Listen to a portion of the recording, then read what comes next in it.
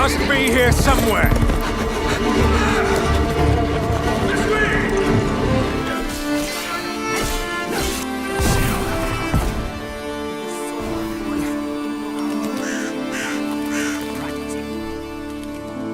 A Dawnwalker is like a special kind of being in our IP.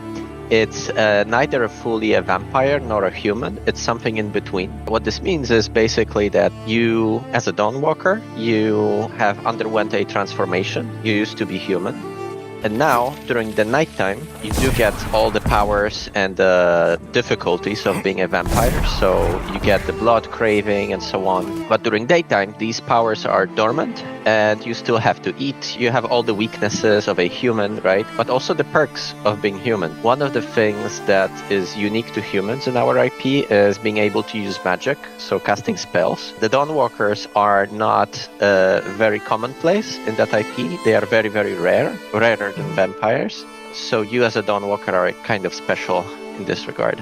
I would say the short-term things that have immediate impact on the character development are you have to feed on, either animals or humans on blood suddenly, right? So you get these cravings, you get these like weird, eerie experiences that you didn't have as a human. Brancis and his clique of vampires actually caught him on his low point when he was vulnerable. He has used a specific traits of vampiric blood in order to cement his position in the valley.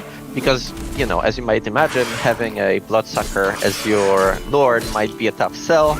However, if the alternative is getting sick and, dying in thousands, actually it doesn't sound as such a horrible thing. He tries to kind of distort the religious beliefs in order to install himself as a savior of the valley. We do explore this in the game, so you might see, like, for example, statues erected to Brancis, new iconography shown in the local cathedral, for example, and in the castle and so on. There is this whole cult of personality he builds around himself.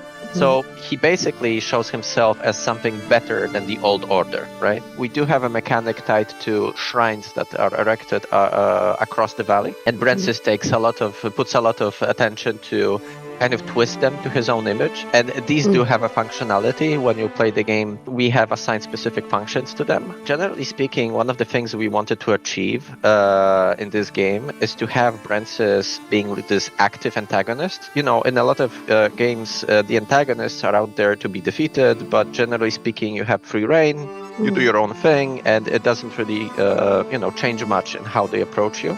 In this game, what we wanted to do is to have Brancis react to your actions as you, complete different activities throughout the valley, as you maybe undermine his operations and so on. It's kind of like his seal of approval. Exactly. So it's like, so basically the way you can think about it is like the more you do in the valley, especially if you undermine Brancis, you will gain notoriety. The more notorious you are, the more edicts Brancis will pass in order to thwart you. So, for example, he might send out more soldiers to patrol roads and villages, right? He might, in some extreme cases, maybe even initiate a lockdown of the city to basically hamper your ways of traversing it, right? There is a number of these edicts we have prepared, and each of them is designed to kind of twist and change the general open world gameplay. It also has benefits. There are factions in the valley that dislike Brancis, so the more notoriety you gain, the better standing with them you get, like they actually like that. There is a number of plot lines that you can follow if you want. You can also cut them off because we have added these systems where, for example, you might lose control over Cohen when he's a vampire if he was hungry. You might kill off some important NPCs and then the plot line just cuts off basically, or you get some alternative version. There are some ways to enter the castle in the open world. You can ignore these side plot lines. You can level up Cohen and decide to attack the castle on your own, right? Out of curiosity, is there romance in the game? Romance, yes, of course. We do have romance options, yes. We didn't delve deep into like with whom yet, Okay. and I'll leave that for the future to talk about. Mm. However, yes, you can expect to build relationships with characters. Like I said, there is like one main goal, very varying ways to get to it. These different ways that you pick will impact, what happens with Veil Sangora in the end, and it's all up to you. And I think I really recommend experimenting with this stuff and having fun with it